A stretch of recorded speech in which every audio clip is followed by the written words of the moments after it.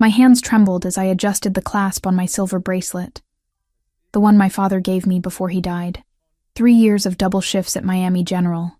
3 years of paying off medical bills that should have saved him but didn't. Tonight was supposed to be different. Tonight I was supposed to relax, celebrate Megan's last days of freedom before her wedding. Maybe remember what it felt like to be 26 instead of feeling ancient. Kayla, you look like you're about to bolt. Megan appeared beside me at the Marina Bay Club's crowded bar, her pink sash declaring her bride-to-be status to anyone within 100 yards. She pressed a cocktail into my hand that smelled like pineapple and regret. 1 drink. That's all I'm asking.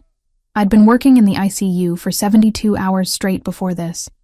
My scrubs were still in my locker at the hospital. The dress I wore was borrowed from Megan's closet, a cream-colored thing that actually fit me properly for once.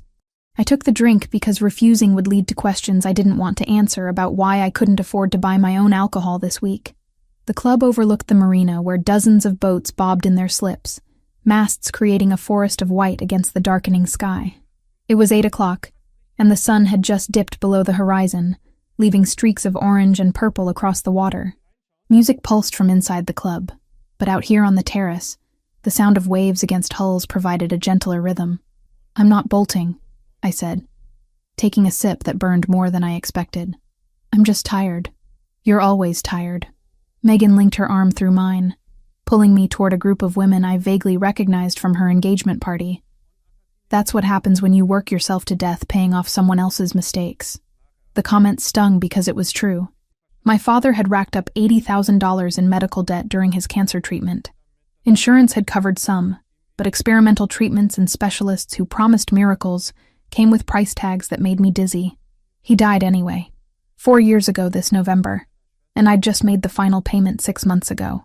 My mother never forgave me for working during his last days instead of sitting by his bedside. She moved to Oregon shortly after the funeral. We talked maybe once every 3 months. Conversations that felt more like obligations than connections. A commotion near the club's entrance pulled my attention away from Megan's friends and their stories about wedding dresses I'd never afford. 3 men had arrived, and something about them made the crowd part like they carried an invisible force field. They wore dark suits that looked tailored, not rented. The man in the center stood taller than his companions, broad-shouldered, with black hair that caught the terrace lights as he moved. "Oh my God," one of Megan's friends whispered. "That's Franco Versiani." The name meant nothing to me, but the way she said it, breathless and slightly fearful, made me look more carefully. He had olive skin and dark eyes that swept across the terrace with the kind of assessment that missed nothing. When his gaze landed on our group, I felt it like a physical touch. For 3 seconds, maybe 4, those eyes locked onto mine. Then he looked away, moving toward a private section of the club with his companions. "Who is he?" I asked, my voice coming out quieter than I intended. "Import-export," Megan's friend said, which was clearly code for something else based on her tone. "He owns half the port and a dozen properties around Miami. My cousin works in his corporate office. She says he's dangerous. Dangerous." The word settled in my chest like a weight. I'd spent 3 years in the ICU seeing what dangerous looked like when it came through the emergency room doors at 3 a.m. Knife wounds, gunshot injuries, overdoses. Whatever Franco Versiani's business involved, I wanted no part of it. I turned back to the water, finishing my drink faster than I should have. The alcohol created a warm buzz that temporarily pushed away the exhaustion living in my bones. When Megan grabbed my arm again an hour later, I'd had 2 more drinks and was feeling almost human. "So," she said, her eyes bright with the kind of excitement that always preceded bad decisions. "Remember how I said we were just doing dinner and drinks?" I narrowed my eyes at her. "Megan, what did you do?" "Jake's friend owns a yacht. Well, his boss owns a yacht. And they invited us for a sunset cruise. Well, technically it's past sunset now, but you know what I mean." "No." The word came out flat. "Absolutely not. It's just a few hours. Look, the boat's right there." She pointed to a massive white yacht docked at the far end of the marina. Even from this distance, I could see it was worth more money than I'd make in 10 lifetimes. There's going to be food and music, and Jake really wants me to meet his boss before the wedding. "Then you go. I'll get an Uber home." Kayla Wells, you have not taken a single night off in 3 months. I checked with your supervisor. You're coming on this boat, and you're going to have fun if it kills both of us. That's how I found myself walking down the dock at 10:30 at night, my borrowed heels clicking against the wooden planks, following Megan and a dozen other people I barely knew toward a yacht that looked like it should be featured in magazines. The name painted on the stern read Tesoro, and as we got closer, I could see crew members in crisp white uniforms waiting to help us aboard. The last person I expected to see was Franco Versiani standing on the deck, talking with an older man in a captain's uniform. Megan grabbed my wrist. Oh my God! Jake works for him. Jake works for Franco Versiani. Why didn't he tell me that? Because Jake probably had sense enough to know that information would make his fiancée nervous, I thought, but didn't say. Instead, I watched Franco turn as our group approached, watched his eyes scan the new arrivals, and stop when they found me. This time the look lasted longer than 3 seconds.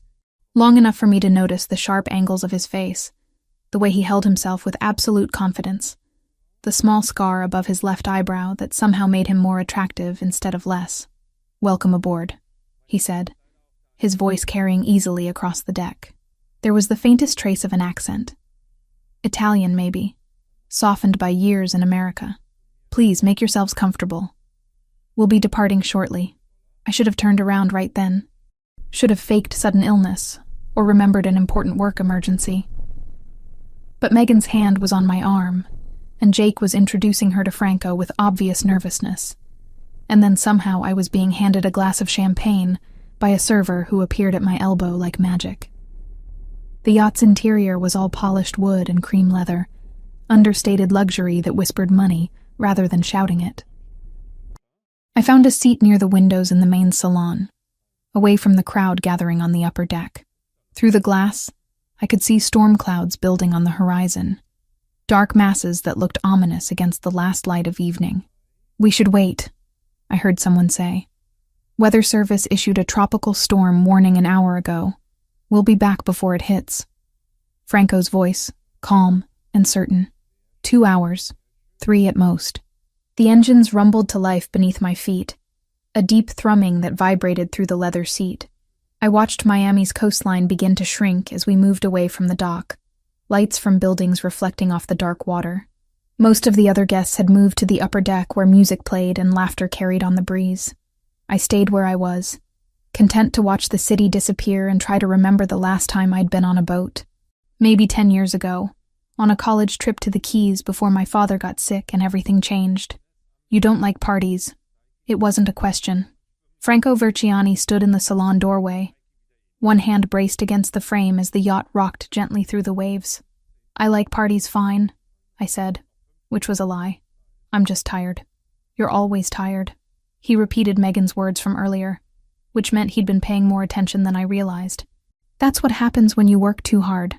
You don't know anything about me. I know you're Megan Collins' best friend. I know you work at Miami General as an ICU nurse. I know you took 3 drinks at the bar earlier and looked like you wanted to disappear." He moved further into the salon, not sitting, but leaning against the bar with a casualness that somehow made him seem more dangerous, not less. "I know you don't want to be here." Heat rushed to my face. "If you knew that, why did you let me board?" "Because you came anyway. That interested me." He studied me with those dark eyes that seemed to see too much. "What's your name?" "Kayla." I didn't offer my last name, though clearly he already knew it. "And you're Franco Versiani, import-export, apparently." A smile touched his lips, brief but genuine. "Apparently. What do you actually do?" "Many things, none of which you need to worry about tonight." He gestured toward the windows where rain had started to spatter against the glass. "We should head back." "You think?" I couldn't keep the sarcasm out of my voice. "You think maybe we should have stayed at the dock when the Weather Service issued a storm warning?" "Probably." He pushed off from the bar, moving with the yacht's motion like he'd been born at sea. "Stay inside. This could get rough." Rough turned out to be a massive understatement. Within 20 minutes, the gentle rocking became violent, lurching. Wind screamed past the windows, and rain hammered the deck above our heads with enough force that I could barely hear the shouting from the crew. The lights flickered once, twice. then stabilized as backup systems kicked in. Most of the other guests had retreated inside, faces pale, expensive clothes soaked from their dash down from the upper deck. Megan found me clutching the arm of my seat, knuckles white. "This is bad," she said unnecessarily. "Jake says Franco's ordering everyone to stay inside and buckle in." Buckle in to what? This isn't a car. But the crew was already moving through the salon, showing people how to secure themselves using the yacht's safety restraints. I fumbled with the clips, my hands shaking from adrenaline more than fear. The yacht pitched violently to starboard, and somewhere above us, something crashed with enough force to shake the entire vessel. "The canopy tore off," a crew member shouted to no one in particular. "Everyone stay below deck. Captain's orders." But I'd seen Megan's face when the yacht lurched, seen the way she pressed her hand to her mouth, gone green around the edges. She was going to be sick, and she wouldn't make it to the bathroom in time. "Come on," I said, unclipping my restraints and helping her up. "Fresh air will help. Kayla, they said to stay inside." Fresh air," I repeated, guiding her toward the door that led to the side deck. It was probably the stupidest decision I'd ever made. My judgment dulled by 72 hours without real sleep. But all I could think about was getting Megan away from the table before she threw up in front of Jake's boss, the humiliation that would follow her for years. The door opened to chaos. Wind tore at my hair, my dress. Rain came down in sheets so thick I could barely see the railing 5 feet away. The deck was slick with water, and the yacht pitched at angles that didn't seem possible. I pushed Megan toward the railing, letting her lean over the side while I held onto her arm and the nearest handrail, with every ounce of strength I had. That's when I heard the shout, someone yelling about securing the torn canopy before it caused more damage. That's when 3 crew members rushed past us on the deck, focused on the tangle of metal and fabric whipping in the wind near the bow. That's when the yacht hit a wave that felt more like a wall, rising up and then dropping with stomach-lurching speed. Megan stumbled forward. I grabbed for her, caught her arm, pulled her back from the railing. My heel slipped on the wet deck. I remember the sensation of falling, of my head cracking against the metal railing with a burst of white pain. Then the dark water rushing up to meet me, cold as ice when it closed over my head. The last thing I saw before consciousness faded was Megan's face above me, mouth open in a scream I couldn't hear over the roar of the storm. Cold. That was the first sensation that registered when consciousness clawed its way back. Not just cold, but freezing. The kind that made every muscle lock up and refuse to cooperate. I tried to open my eyes and managed only a flutter before bright light stabbed through my skull, igniting the throbbing pain that radiated from my right temple. "Easy." A male voice, low and calm. "Don't move yet. You hit your head pretty hard." Memory came back in fractured pieces. The yacht, the storm, Megan being sick, the deck slippery beneath my feet. Then falling into water so cold it felt like knives against my skin. After that, nothing until now. I forced my eyes open despite the light. The room around me was small but immaculate, all polished wood and brass fixtures. Medical equipment beeped softly to my left. I was lying on what felt like a very expensive bed, covered in blankets that did nothing to stop the shivering that had taken over my entire body. Where am I? My voice came out as a rasp, throat raw like I'd been screaming. The Tesoro's medical suite. The man speaking was older, maybe 60, with silver hair and the kind of face that had seen everything and been surprised by none of it. He wore dark slacks and a button-down shirt. No white coat, but the stethoscope around his neck marked him as medical. "You've been unconscious for about 2 hours. Mild concussion, hypothermia, aspiration of seawater. You're lucky to be alive. 2 hours." I tried to sit up and immediately regretted it as the room spun violently. The doctor, if that's what he was, pressed a hand gently against my shoulder. I said, "Don't move. Your core temperature is still recovering. We need to monitor you for at least another hour before I'll clear you to go anywhere." "We're back at the dock?" The question came out before I could stop it, stupid and obvious. "We are. Have been for about 90 minutes now." He checked something on the monitor beside the bed. "Your heart rate is elevated but stable. How's the pain in your head? Like someone's hitting it with a hammer." I closed my eyes against the overhead light. What happened? After I fell? Mr. Verziani pulled you out of the water. The doctor said it matter-of-factly, like people jumped into hurricane-force seas to save strangers all the time. Dove in without a life vest or safety line. By the time the crew got ropes to both of you, you'd been under for nearly a minute. He kept you above water until they could haul you back aboard. Franco Verziani had saved my life. The information settled into my brain like a puzzle piece that didn't quite fit the picture I'd been building of the dangerous import-export businessman who owned half of Miami's port. People like that didn't risk their lives for ICU nurses they'd spoken to for maybe 10 minutes total. I need to see Megan. I opened my eyes again, pushing past the nausea that tried to climb my throat. My friend. She was with me when I fell. The bride-to-be is in the salon with her fiancé. She's been asking about you every 15 minutes. He moved to a cabinet and pulled out what looked like a thermal blanket. But you're not going anywhere until we get your temperature up another 2 degrees and I'm satisfied you don't have a brain bleed. I work in the ICU. I know the signs of a brain bleed. I don't have one. Then you'll understand why I'm not taking your word for it. He wrapped the thermal blanket around my shoulders over the regular ones already covering me. Mr. Verziani's orders were very clear. You don't leave this room until I personally clear you. Something about the way he said it made the hair on the back of my neck stand up. Not threatening exactly, but carrying the weight of authority that expected to be obeyed. I'd heard that tone before in the ICU from surgeons who didn't tolerate arguments. But this felt different, heavier somehow. Where is he? Franco? Dealing with the aftermath of the storm. 3 of his guests were injured when the canopy tore loose. Minor injuries, but they still require attention. The doctor checked my pupils with a penlight that made me want to throw up. He'll want to speak with you before you leave. Of course he would. I'd fallen off his yacht during a storm he'd been warned about. Liability, lawsuits, all the legal nightmares that came with someone nearly dying on your property. My stomach clenched with a different kind of nausea. I couldn't afford a lawyer.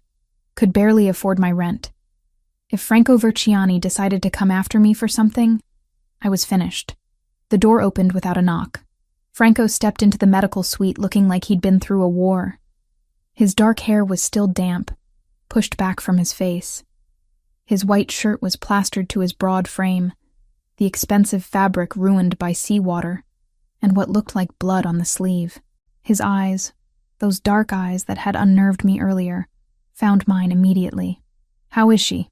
he asked the doctor without looking away from me. "Stable. Mild concussion, some water in the lungs that we've cleared. She'll need to be monitored for the next 24 hours for complications. I'll arrange it." Franco moved closer to the bed, and I became acutely aware of how I must look. Soaking wet. Makeup probably destroyed. Wearing someone else's clothes since mine had been cut off me at some point. "How do you feel, Kayla?" Hearing my name in his mouth sent a strange shiver through me that had nothing to do with the cold. Like I got hit by a truck. But alive. Which I hear is because of you. Something flickered in his expression. Gone too quickly to identify. You shouldn't have been on the deck. I know.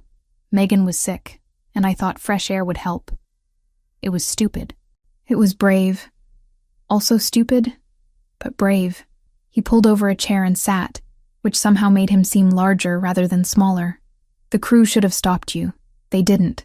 That's on me. I'm an adult who made a bad decision. Not your fault. Everything that happens on my yacht is my fault." He said it with the kind of certainty that left no room for argument. "Dr. Martinez, give us a moment." The doctor looked like he wanted to protest, but didn't. He left with one warning glance at me that clearly said, "Don't try to leave." The door closed, leaving me alone with Franco Verziani in a room that suddenly felt much smaller. There were 2 men on the yacht tonight. Franco said without preamble, guests of one of Jake's colleagues. They weren't invited by me. I had no idea where he was going with this. "Okay?" They were photographing people as they boarded. "Including you." He pulled out a phone from his pocket, the screen cracked but still functional, and showed me an image. It was me, climbing aboard the Tesoro, Megan beside me. The angle suggested it had been taken from a distance with a zoom lens. "I don't understand. Those men work for a cartel. Mexican organization that's been trying to muscle into Miami's port operations for the past year." He swiped to another image. This one showed me on the deck just before I fell. Megan beside me. They saw me jump in after you. That makes you important to them. The room temperature seemed to drop another 10 degrees. Important how? Important enough to use as leverage against me if they think you matter. He pocketed the phone. I'm telling you this because you need to understand what happened tonight wasn't just an accident. You were being watched, cataloged, assessed. And now that they've seen me risk my life to save yours, they're going to assume you're valuable. But I'm not. I'm nobody. I barely know you. They don't know that. All they know is what they saw. He leaned forward slightly, and I caught a scent underneath the seawater smell. Something woody and expensive. I need you to trust me for the next few hours. Can you do that? Every instinct I had screamed no. Don't trust the dangerous man with the cracked phone showing surveillance photos. Don't get involved in cartel business and port operations and whatever illegal empire he'd built. Run as far and as fast as possible. But my head hurt too much to run. My body was still shaking from cold. And somewhere in the logical part of my brain that had kept me alive through 4 years of paying off impossible debt, I understood that if what he said was true, running wouldn't help. These people already had my picture, already knew my face. What do you want me to do? I asked finally. Come with me. Let me take you somewhere safe while I handle this situation. My apartment is safe. Your apartment was broken into 3 hours ago. He delivered the news like he was commenting on the weather. My security team discovered it when they went to check on the address listed in Jake's employment files. Someone installed listening devices in your living room and bedroom. The world tilted sideways. That's not possible. How would they even know where I live? Your car is registered to your address. You drove to the Marina Bay Club tonight and parked in the public lot. All it takes is running your plates. He stood, pacing to the window that showed the dark marina outside. The devices were installed within the past week based on the model. They've been listening to you, learning your patterns, preparing. For what? I'm an ICU nurse. I work, I sleep, I pay bills. There's nothing to prepare for. There is now. He turned back to face me, and in the dim light of the medical suite, he looked almost haunted. Because you got on my yacht. Because you fell into the ocean during a storm. Because I went in after you instead of letting the crew handle it. Every decision has consequences, Kayla. Sometimes the consequences land on people who don't deserve them. I wanted to scream that this wasn't fair. That I'd done nothing to deserve being dragged into whatever war Franco Versiani was fighting with Mexican cartels. That all I'd wanted was one night off from the crushing weight of existence, and instead, I got hypothermia and surveillance and listening devices in my bedroom. But fair had stopped being relevant the day my father got diagnosed with cancer that insurance wouldn't fully cover. Fair was a luxury for people who could afford it. Where would you take me? I asked instead. I own a building in the financial district. There's a secure apartment on the 10th floor with 24-hour surveillance and guards who know what they're doing. You'd stay there while I clean up this mess. For how long? As long as it takes. He moved back to the chair, sitting so we were almost eye level. I know what you're thinking. That this is insane. That I'm insane. That you should tell me to go to hell and take your chances on your own. He was right. That was exactly what I was thinking. But here's what I need you to understand. He continued, voice dropping lower. The people who took those photos, who bugged your apartment, who are watching you right now, probably from somewhere in this marina, they don't make mistakes. They don't give second chances. If they think you matter to me, they'll use that. And the methods they use to extract information from people are not pleasant. You're trying to scare me. I'm trying to keep you alive. The intensity in his voice cut through my defenses like a blade. I've seen what these people do to leverage. I've seen the bodies they leave behind when they're done getting what they want. I will not let that happen to you because of a decision I made to go after a woman falling off my yacht. So this is guilt? You feel responsible? Yes. No hesitation. Completely responsible. You were on my yacht, at my party, in danger because I ignored weather warnings. Whatever happens next is my fault, which means fixing it is my responsibility. I studied his face, looking for the lie, the manipulation, the hidden agenda that had to be there. But all I saw was exhaustion, and something that looked uncomfortably like genuine concern. My friend Megan, I said slowly. Is she in danger too? No. She left with Jake 20 minutes ago. The cartel has no interest in her. She's nobody's leverage. Unlike me, apparently. The invisible trophy in a game I didn't know I was playing. I need to see her before I go anywhere. I need to tell her I'm okay. Franco pulled out his phone again, this time making a call. Bring Megan Collins back to the yacht. Tell her Kayla is awake and asking for her. He hung up. She'll be here in 10 minutes. Jake lives 3 blocks from the marina. You really do control everything, don't you? A ghost of a smile touched his lips. I try. Doesn't always work, as tonight demonstrated. Dr. Martinez returned, checking my vitals again, and declaring that my temperature had risen to acceptable levels. I was still hypothermic by medical standards, but no longer in immediate danger. He prescribed rest, warmth, and monitoring for signs of complications. Then he looked at Franco. She should be in a hospital. She'll have better care where I'm taking her. You'll be on call? Always am. The doctor gathered his equipment. Call me if anything changes. Confusion, vomiting, severe headache beyond what she has now. Any of those could indicate bleeding. They were talking about me like I wasn't there, which should have bothered me more than it did. But the exhaustion was catching up, dragging at my limbs with weights I couldn't shake off. Megan burst through the door before Dr. Martinez could leave, her face streaked with tears and mascara. She practically threw herself at the bed, grabbing my hand like she was afraid I'd disappear. Oh my God, Kayla. Oh my God, I thought you were dead. I saw you go over and I screamed, but the crew was already running, and then Franco just dove in without even thinking, and I thought you were both going to drown. The words came out in a rush, barely pausing for breath. I'm okay, I lied, squeezing her hand. Headache, cold, but okay. This is my fault. I made you come. I made you get on that stupid boat. You didn't make the storm come. You didn't make me go on deck when they told us to stay inside. This was just a bad decision I made. Megan's eyes cut to Franco, who had moved back to the window to give us space. Jake told me who he really is, what he really does, and I don't know what to think. She lowered her voice even though Franco could definitely still hear. He saved your life, but the things Jake said, about the business, about the people he works with, Kayla, this is dangerous. I know, so come home with me. We'll go to my place. You can stay there until this blows over. It's not going to blow over. I pulled my hand from hers gently. My apartment was bugged. People are watching me because they think I matter to him. I gestured toward Franco without looking at him. Running to your place just puts you in danger too. Then we go to the police. And tell them what? That a man I can't prove exists photographed me getting on a yacht? That someone broke into my apartment and I have no evidence? The police can't help with this, Meg. She looked like she wanted to argue. But Jake appeared in the doorway behind her, his expression grave. He exchanged a look with Franco that communicated something I couldn't interpret. We need to go, Jake said quietly to Megan. Now.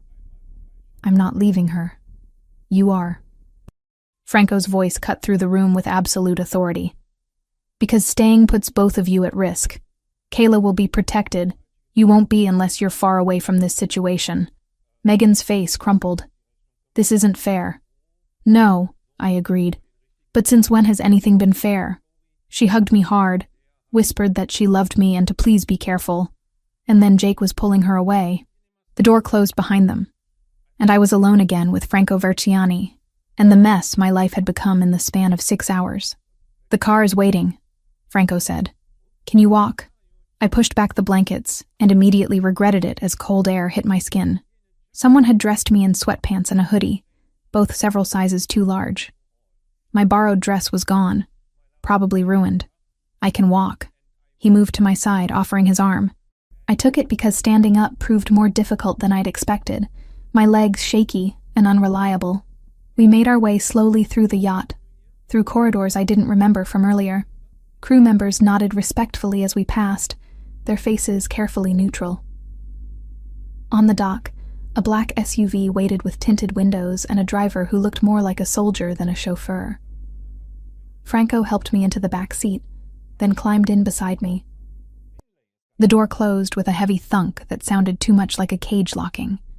As we pulled away from the marina, I watched the Tesoro shrink in the side mirror. Somewhere on that yacht, I'd fallen into dark water and nearly died. Somewhere on those docks, people were watching with cameras and bad intentions. And here I was, driving into the Miami night with a man I barely knew, trusting him because the alternative was worse. The city lights blurred past the window, familiar streets made strange by circumstance. I pressed my fingers against the cool glass and tried to remember what my life had looked like 12 hours ago. Simple, exhausting, safe, that life was gone now, drowned in the same water that had nearly taken me. Whatever came next, whoever I became on the other side of this, she wouldn't be the same woman who'd reluctantly agreed to a bachelorette party. She'd be someone who survived. The apartment was nothing like what I'd expected. When Franco said secure building in the financial district, I'd pictured something cold and impersonal, maybe a hotel room with better locks. Instead, the elevator opened directly into a space that looked like it belonged in an architecture magazine. Floor-to-ceiling windows overlooked downtown Miami, the city sprawling out in a carpet of lights that made the ocean beyond look impossibly dark. Hardwood floors, cream-colored furniture that was somehow both modern and comfortable. A kitchen with appliances I'd only seen in cooking shows. Even exhausted and still shivering from the after-effects of hypothermia, I could recognize wealth when it surrounded me. "The bedroom is through there," Franco said, gesturing to a doorway on the left. "Bathroom has a soaking tub if you want to warm up. There's a security panel by the front door, already programmed with the current codes. Don't open it for anyone unless you've verified through the camera feed first." I stood in the middle of the living room, dripping on his expensive floors, trying to process how my life had gone from routine ICU shifts to this in less than 12 hours. The concussion wasn't helping. Every time I moved my head too quickly, the room tilted at angles that made my stomach lurch. "You should sleep," Franco continued, moving to the kitchen and pulling a bottle of water from the refrigerator. He handed it to me along with 2 pills from a prescription bottle he'd retrieved from a cabinet. Pain medication. Dr. Martinez prescribed them for the headache. I took them because the throbbing in my skull had progressed from manageable to nearly unbearable. "Where will you be?" "Here. On the couch." He removed his jacket, the ruined white shirt underneath still damp with seawater. "I'm not leaving you alone tonight. Doctor's orders and common sense. I'm a nurse. I can monitor myself for concussion symptoms. Then you'll understand why I'm staying anyway." He loosened his collar, revealing a throat marked with salt lines and what looked like the beginning of a bruise. "Go. Take a bath, get warm, sleep. We'll figure out the rest tomorrow." I wanted to argue but couldn't find the energy. The bedroom was as luxurious as the living area, with a king-size bed that had too many pillows and sheets that felt like silk when I touched them. The bathroom attached to it was larger than my entire kitchen back home. The soaking tub Franco mentioned could easily fit 2 people, surrounded by white marble and chrome fixtures that gleamed under recessed lighting. I started the water running hot, steam immediately fogging the mirror. While it filled, I peeled off the borrowed sweatpants and hoodie, catching sight of myself in the mirror as the fog cleared slightly. Bruises were already forming along my ribs where I'd hit the railing before falling. My right temple sported a spectacular purple-black mark that would take weeks to fade. I looked like I'd been in a fight and lost badly. The hot water stung at first, then became almost unbearably perfect as I sank into it. Heat seeped into my bones, chasing away the lingering cold that had settled there. I closed my eyes and tried to think about nothing, but images kept flooding back. The storm, the deck slippery beneath my feet, Franco's face when he'd shown me those surveillance photos, my apartment, bugged with devices I'd never suspected, someone listening to me for a week, learning my patterns, preparing to use me as leverage in a war I didn't understand. A soft knock on the bathroom door made me jump, sloshing water over the side of the tub. "I'm leaving clean clothes outside the door," Franco's voice carried through the wood. "And your phone. I had my tech team sweep it for tracking software. Did they find any?" A pause. Yes, of course they had. I sank deeper into the water until it covered my ears, muffling the world. When I finally emerged, I felt marginally more human. The clothes Franco left were men's sweats, soft cotton that smelled like expensive laundry detergent. They were several sizes too large, but I didn't care. They were clean and dry and warm. My phone sat on the dresser, its familiar case somehow reassuring despite what Franco had said about tracking software. I picked it up with shaking fingers and saw 17 missed calls. 12 from Megan, 3 from my supervisor at the hospital, 2 from numbers I didn't recognize, and 1 notification that made my blood run cold. A text message from an unknown number, sent an hour ago. Beautiful apartment. Enjoy it while you can. The phone slipped from my hand, hitting the floor with a crack that might have been the screen breaking or might have been my heart. I stood frozen, staring at it like it had turned into a snake. They knew. Whoever had bugged my apartment, whoever was watching, they knew where I was right now. Franco. My voice came out as a whisper, too quiet to carry through the closed door. I tried again, louder. Franco. The bedroom door burst open. He had a gun in his hand, materializing from nowhere. His entire body coiled with tension, ready to explode into violence.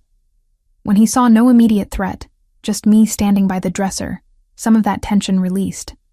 But the gun didn't disappear. What's wrong? I pointed at my phone on the floor, unable to make my mouth form the words. Franco picked it up, read the screen, and his expression turned to something carved from ice. When did this come in? An hour ago. I just saw it now. He pulled out his own phone, making a call while still staring at mine.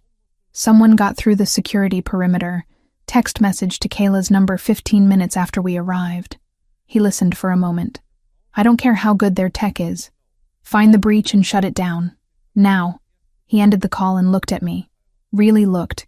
And whatever he saw in my face made him set both phones aside and move closer. Kayla, listen to me.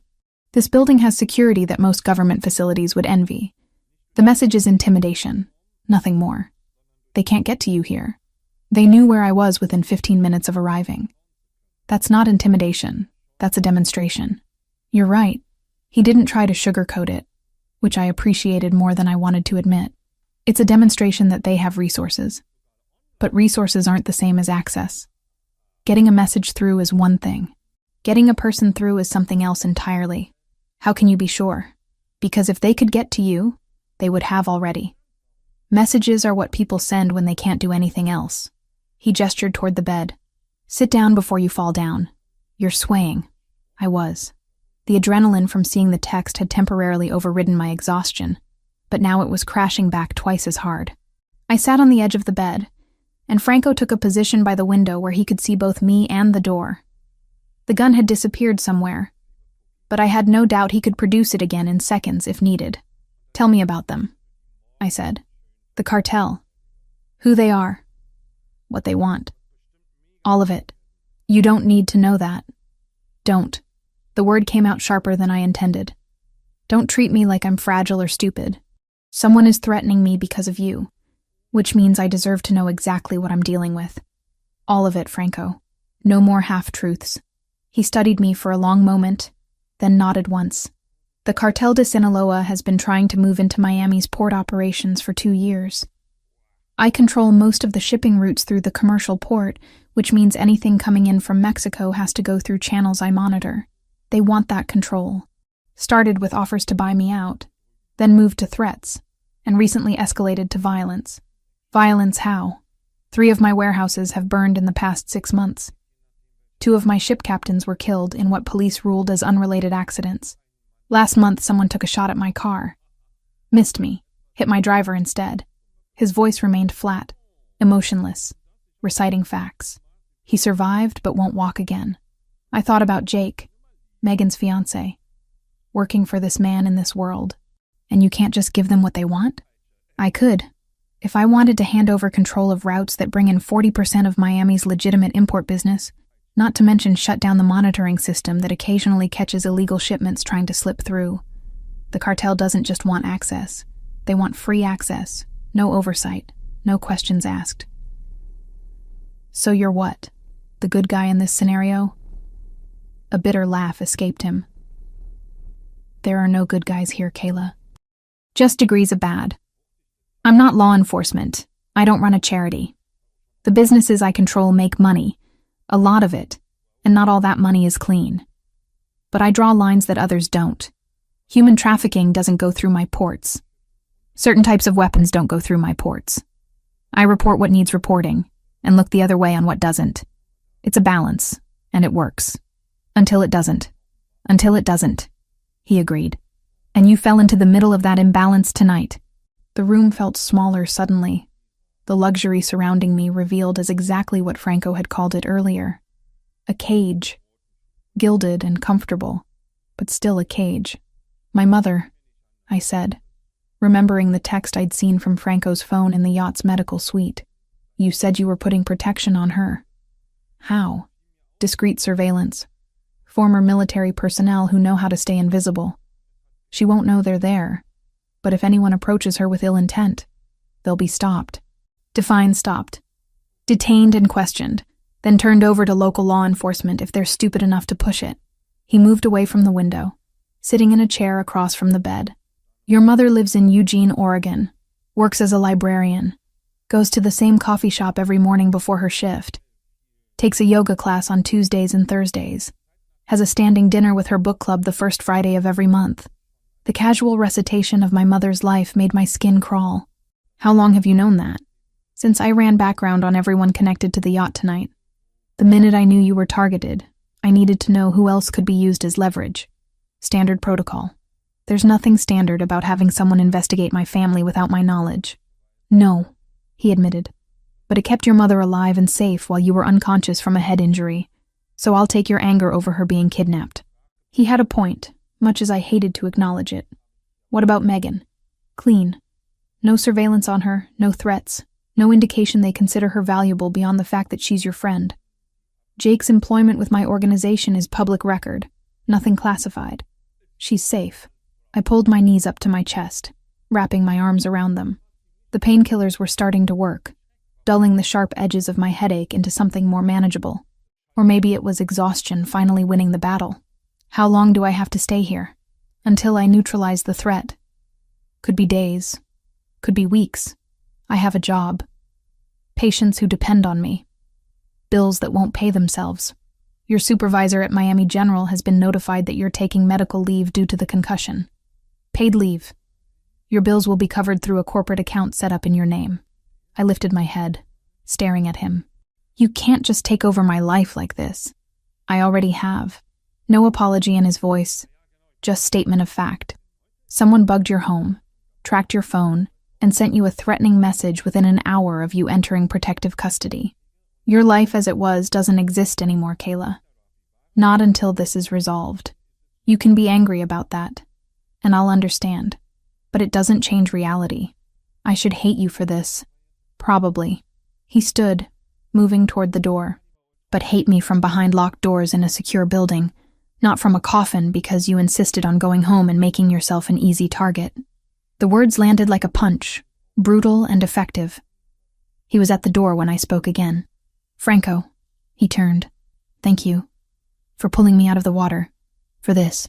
I gestured vaguely at the apartment. For protecting my mother. Even if I don't like how you did it. Thank you for doing it. Something in his expression softened. Just a fraction. Get some sleep. I'll be right outside if you need anything. The door closed behind him, and I was alone in the enormous bedroom, with its silk sheets and city view, and the knowledge that outside these walls, someone wanted to hurt me to get to a man I barely knew. I lay back against pillows that cost more than my monthly rent, and stared at the ceiling, trying to remember what normal felt like. Sleep came eventually, dragging me under despite the fear and anger and confusion swirling through my mind. When I woke, sunlight was streaming through the windows, and for 3 blissful seconds, I thought maybe it had all been a nightmare. Then I moved, and the pain in my head and the bruises on my ribs reminded me otherwise. This was real. All of it. I found Franco asleep on the couch exactly where he'd said he'd be, still dressed in his ruined clothes from the night before. His phone was clutched in one hand, the gun I'd seen earlier resting on the coffee table within easy reach. Even unconscious, he looked dangerous, like a predator between hunts. I stood in the doorway watching him sleep, and wondered how someone could make me feel both safer and more frightened at the same time. My own phone showed it was just past 8 in the morning. 4 days until I was supposed to work my next shift. An entire life waiting for me outside these walls, inaccessible now because of a single bad decision to walk onto a deck during a storm. The injustice of it burned in my chest, hot and bitter. A soft chime came from the security panel by the door, and Franco was awake instantly, gun in hand before I could blink. He checked the screen showing the hallway camera feed, then relaxed marginally. "Breakfast delivery," he said, his voice rough with sleep. "Stay back." I watched as he verified the delivery person through multiple cameras, checked their identification against a list on his phone, and only then opened the door enough to accept several bags of food. The entire process took less than 3 minutes, but the level of paranoia involved made my stomach clench. Is this what it's going to be like? Treating everyone like a potential threat?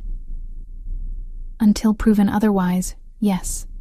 He set the bags on the kitchen counter, removing containers that smelled incredible despite everything. You can resent the precautions, or you can eat the food. I'd suggest both are possible simultaneously. The food was from somewhere expensive based on the presentation alone.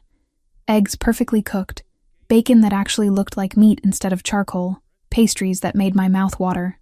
I ate because my body demanded fuel, not because I could taste any of it. Franco ate mechanically, checking his phone between bites, firing off messages to people I couldn't see. "What happens today?" I asked. "Today, you rest and recover from the concussion. Tomorrow we assess the situation and adjust as needed." He looked up from his phone.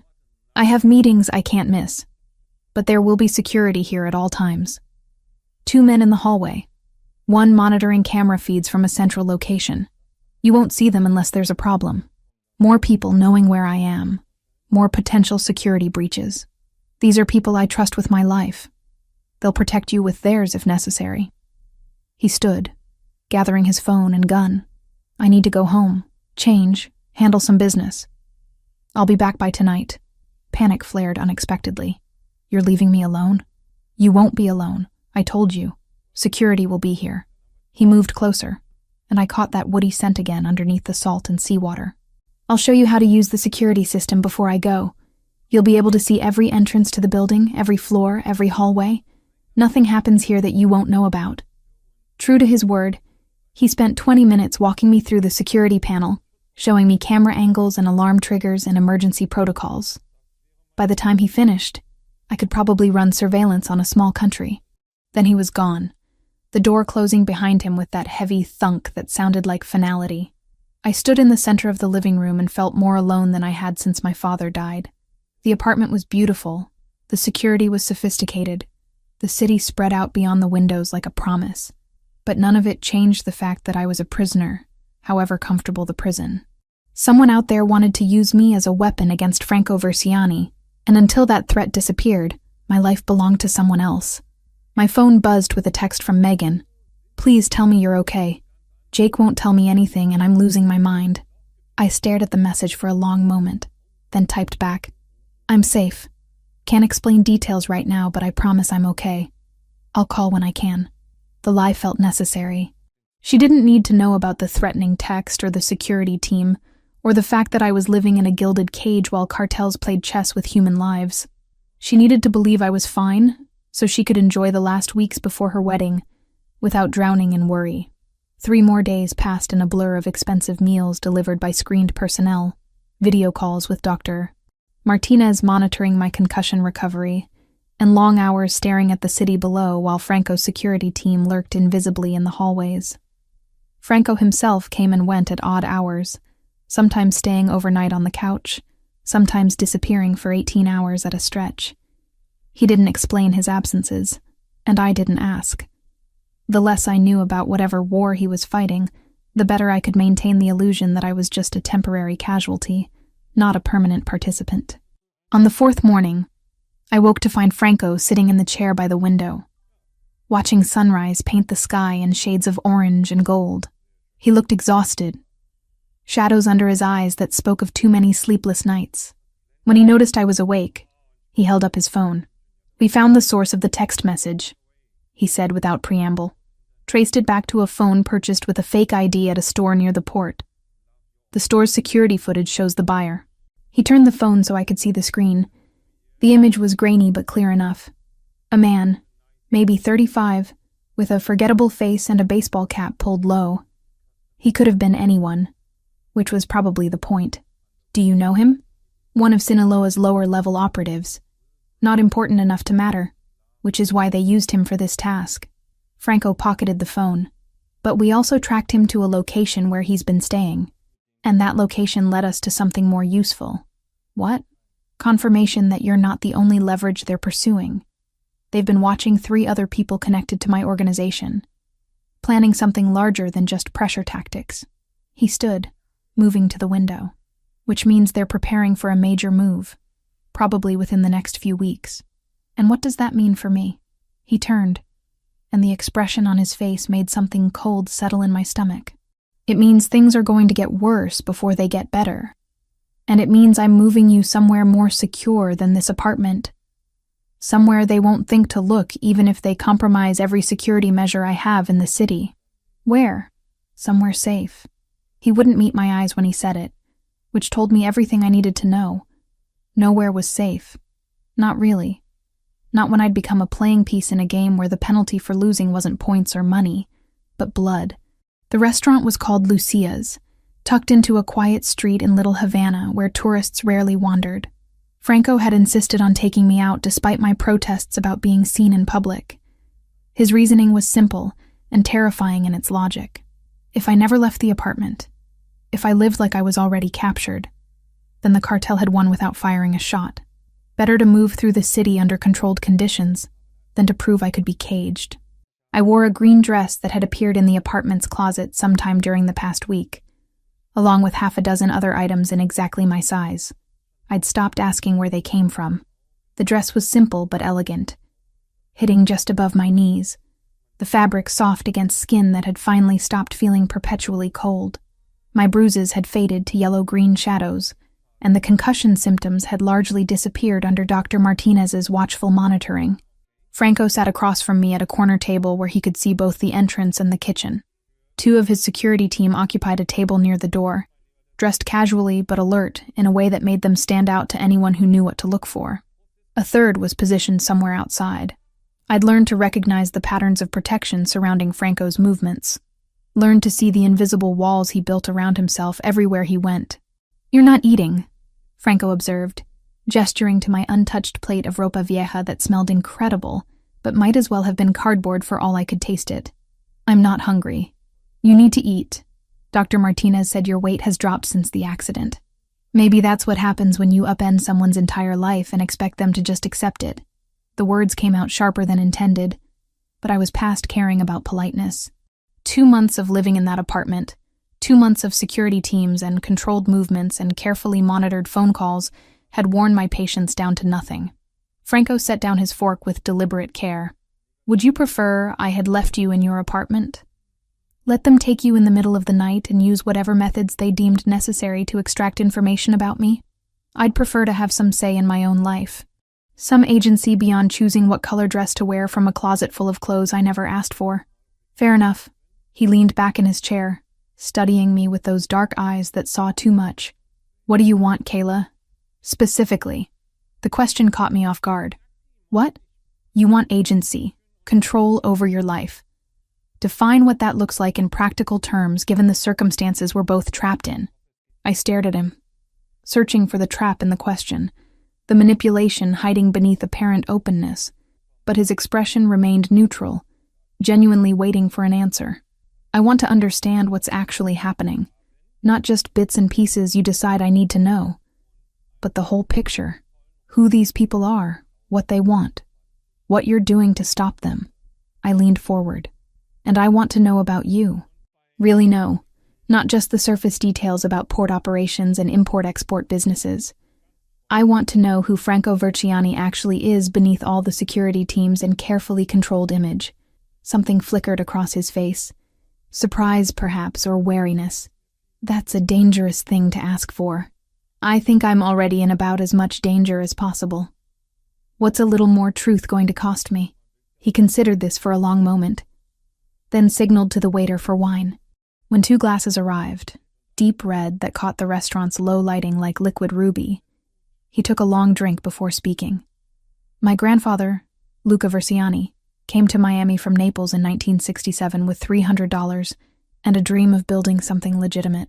He worked the docks for 15 years, saved every penny, learned the business from the bottom up. In 1982, he bought his first warehouse. By 1990, he owned 6 and had contracts with most of the major shipping companies moving goods through Miami's port. Franco's voice had taken on a different quality, softer somehow, like he was telling a story he'd heard so many times it had worn grooves in his memory. My father, Antonio, inherited all of it when Luca died in 1995, and my father was not my grandfather. Where Luca built with patience and integrity, Antonio saw opportunities for faster money. He made deals with people Luca would have thrown out of his office. By 2000, half the Vertiani operations were compromised by organized crime connections. By 2005, the legitimate businesses were barely breaking even because Antonio had leveraged everything to fund his other ventures. What kind of ventures? The kind that paid well but extracted costs in other ways. Money laundering through shipping containers, protection rackets for smaller businesses operating in port territory, facilitating imports that customs didn't need to know about. Franco's jaw tightened. My father died in 2008, heart attack at 53. By then, I'd been working in the business for 6 years, watching him destroy everything my grandfather built. How old were you when you took over? 26. Same age you are now. He finished his wine and poured another glass.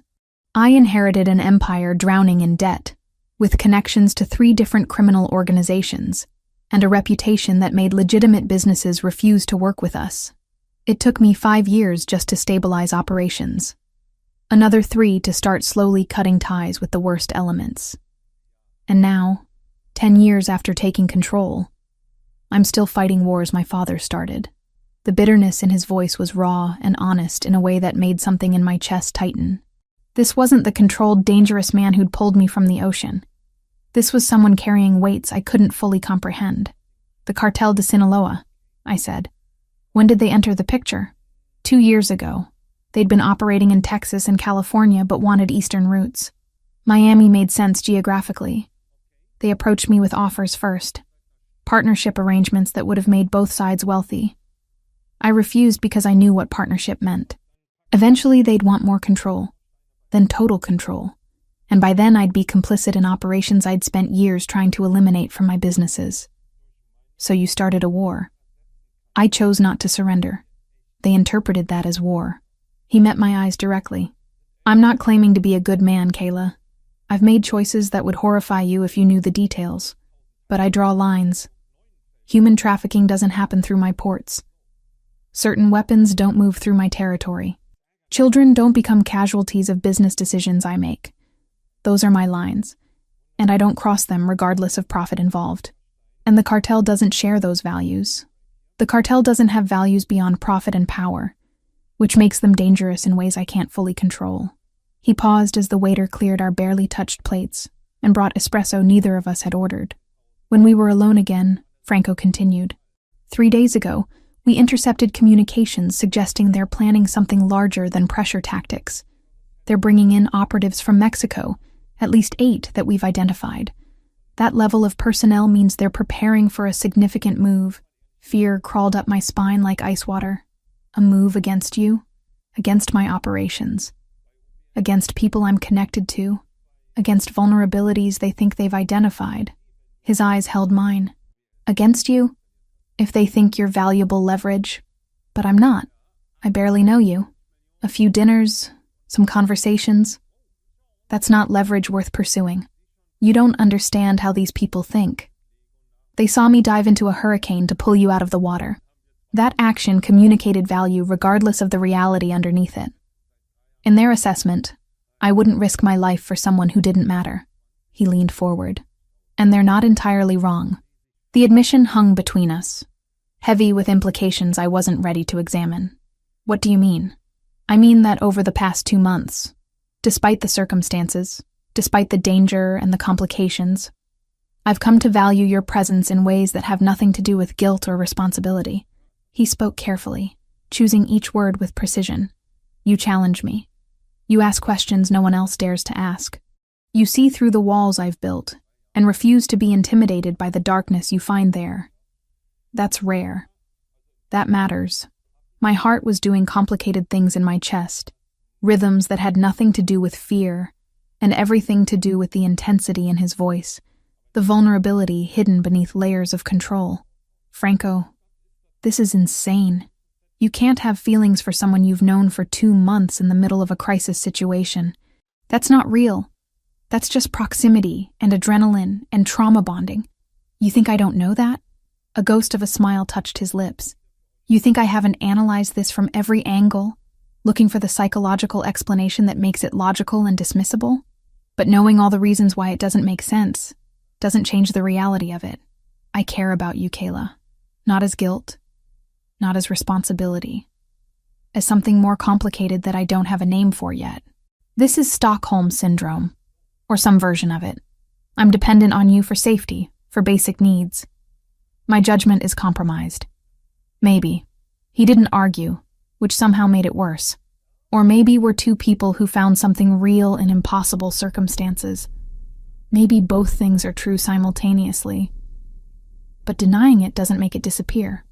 I wanted to argue, to throw logic and reason at this admission until it shattered into pieces I could dismiss. But sitting across from him in the warm glow of Lucia's restaurant, with his security team creating invisible walls around us and the weight of confessions filling the space between us, I couldn't find the words, because some traitorous part of me recognized the truth in what he said. Over the past 2 months, Franco had become more than my protector or captor or whatever label I tried to apply. He'd become someone whose presence made the apartment feel less like a prison. Someone whose rare smiles felt like victories. Someone I looked for when I woke in the morning and missed when hours passed without seeing him. I don't know what to do with this, I finally said, my voice barely above a whisper. Neither do I. He reached across the table, his hand stopping just short of mine, asking permission without words. After a moment's hesitation, I closed the distance, letting my fingers brush against his. The contact sent electricity through my nervous system, warm and dangerous and impossible to ignore. We shouldn't, I said, even as my hand remained in his. Probably not. This will end badly. Most things do. Despite everything, despite the fear and confusion and the absolute insanity of the situation, I laughed.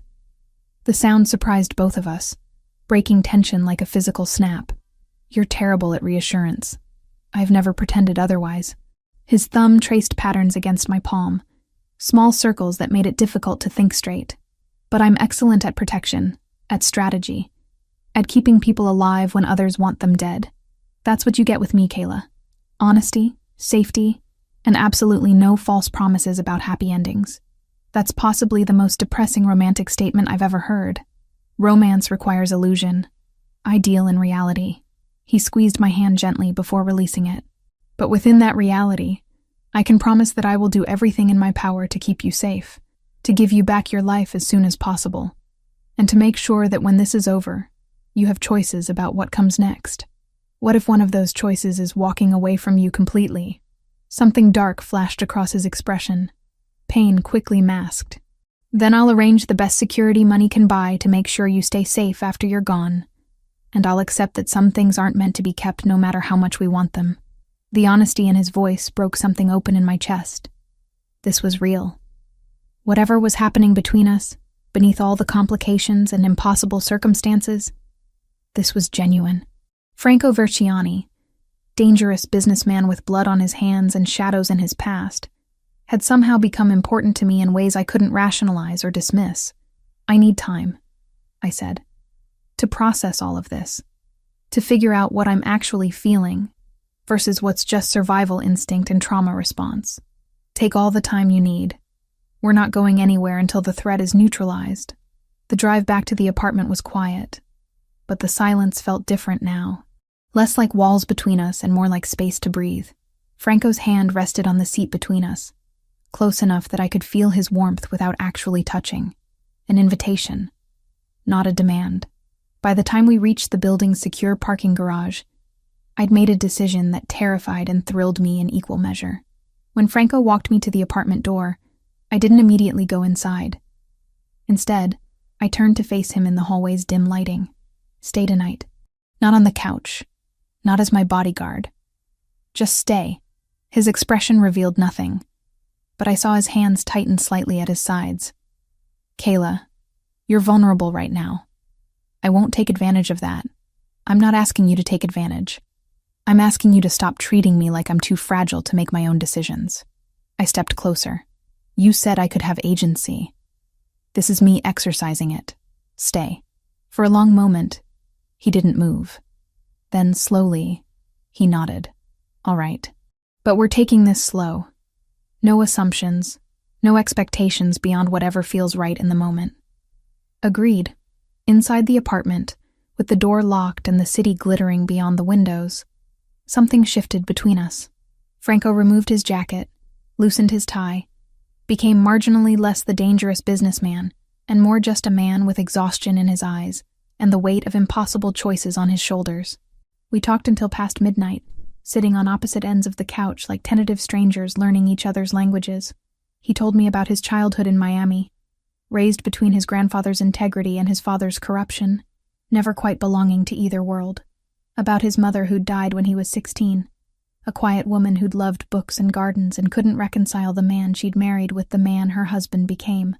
I told him about my father's slow death, the crushing weight of debt, the anger I still carried toward my mother for leaving instead of fighting through the grief with me, about dreams of medical school I'd abandoned for practical nursing, because debt made ambition a luxury, about feeling invisible most of my life until falling into dark water made me suddenly, terrifyingly visible. When exhaustion finally won, and I couldn't keep my eyes open any longer, Franco walked me to the bedroom door and stopped. Thank you, he said simply, for listening, for trusting me with this, for being brave in ways I'm not sure I deserve. You dove into a hurricane for me. I think you've earned at least one night of honest conversation. Still, he brushed a strand of hair from my face, the gesture gentle despite the calluses I felt against my cheek. Sleep well, Kayla. I'll be right outside if you need anything. You could stay in here, just to sleep, nothing else. He studied me for a long moment, then shook his head. Not yet.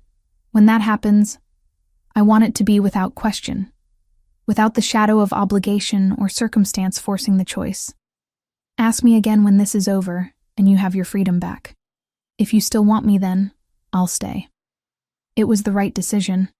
I knew that even as disappointment curled through me, but knowing he was right didn't make watching him walk away any easier. I lay in the dark, listening to the sounds of him settling on the couch, the apartment creaking gently around us, the city humming its endless song beyond the windows. Somewhere out there, people wanted to hurt me to get to him.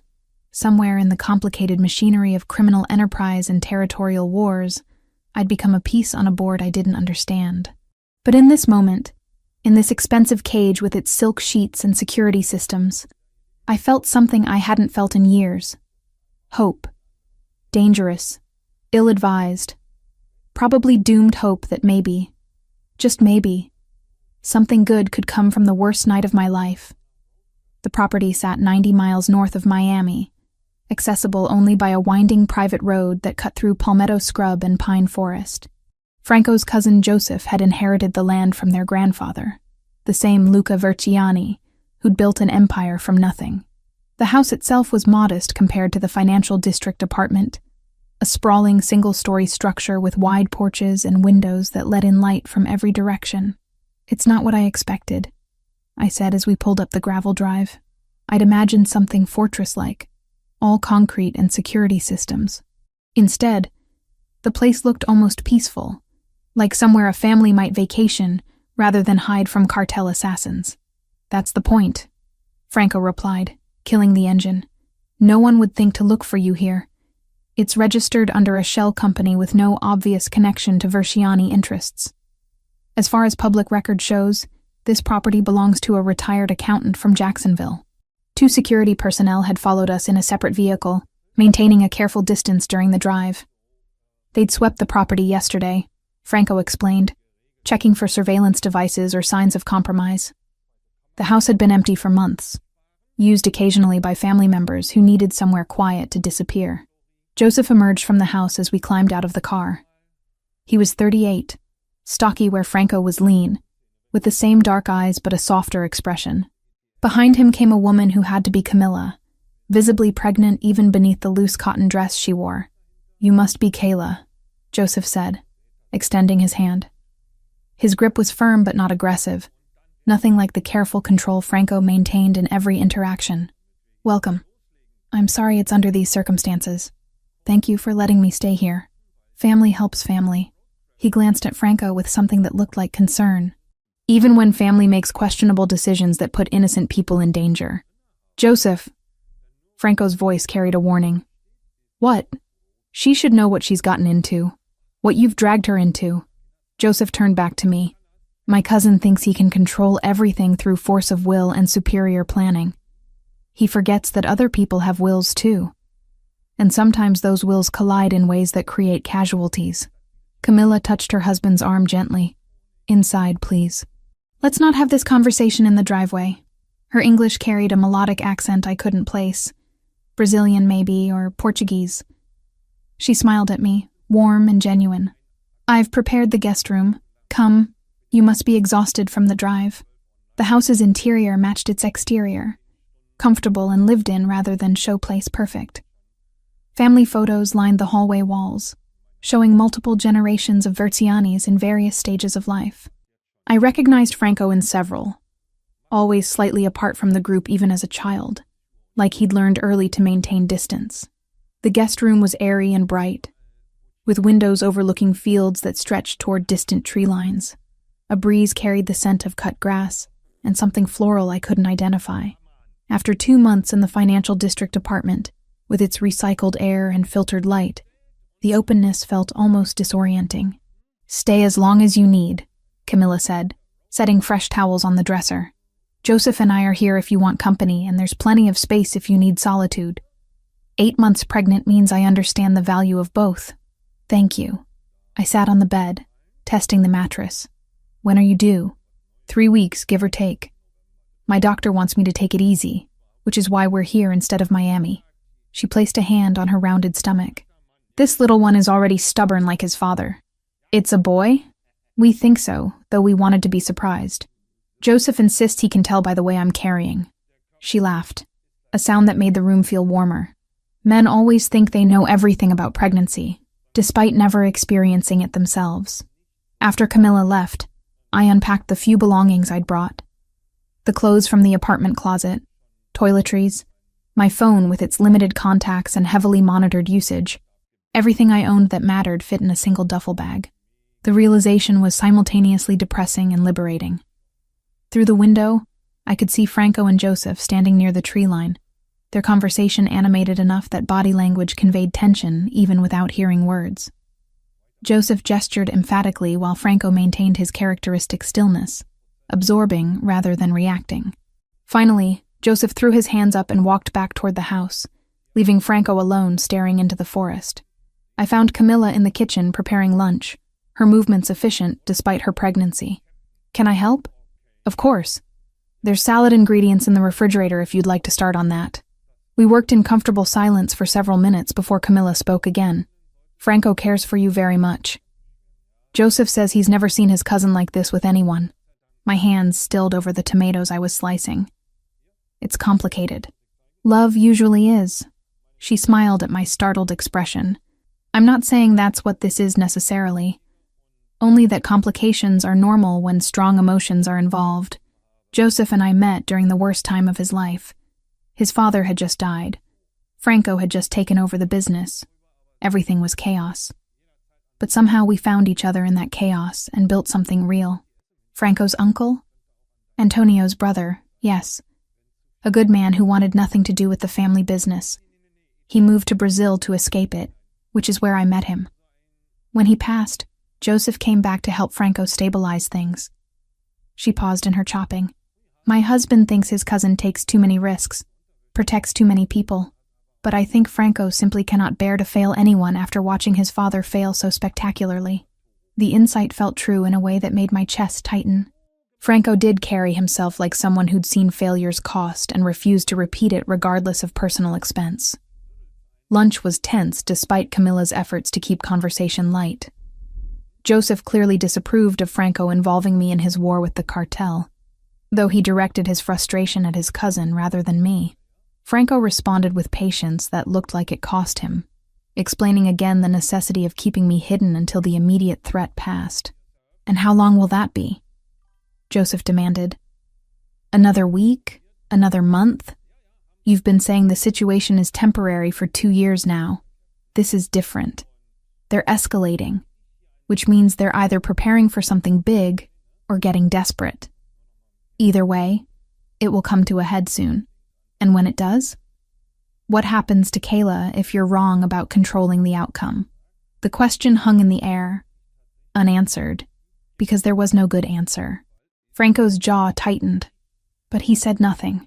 That night, I lay in the unfamiliar bed listening to sounds I'd forgotten existed. Crickets, wind through trees, the distant call of some night bird. After weeks of city noise filtered through triple-paned windows, the natural symphony felt almost overwhelming. Sleep came in fits and starts, my mind too active to settle. A soft knock on the door around midnight made me sit up. "Come in." Franco entered carrying 2 mugs that steamed in the moonlight filtering through the windows. "I saw your light on. Thought you might want tea." "Couldn't sleep. Rarely do anymore." He handed me 1 mug and settled into the chair by the window. Too many variables to track. Too many potential threats to anticipate. "Joseph's worried about you." "Joseph has the luxury of worry. I have the responsibility of action." He sipped his tea. "He's not wrong, though. I should have handled this differently from the beginning. Should have refused to let you on the yacht that night. Or at least made sure you stayed inside during the storm. You can't control everything, Franco.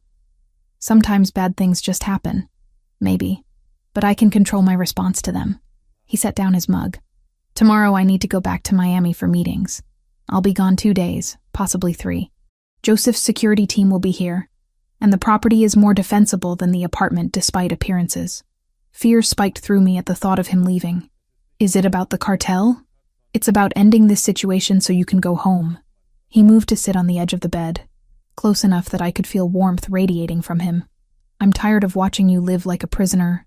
Tired of knowing every day I can't give you back your life is another day I failed to fix what I broke.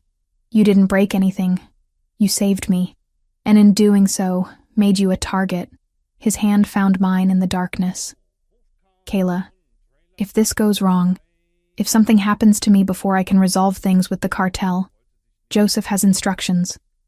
Money, security arrangements, everything you'll need to disappear and build a new life somewhere safe.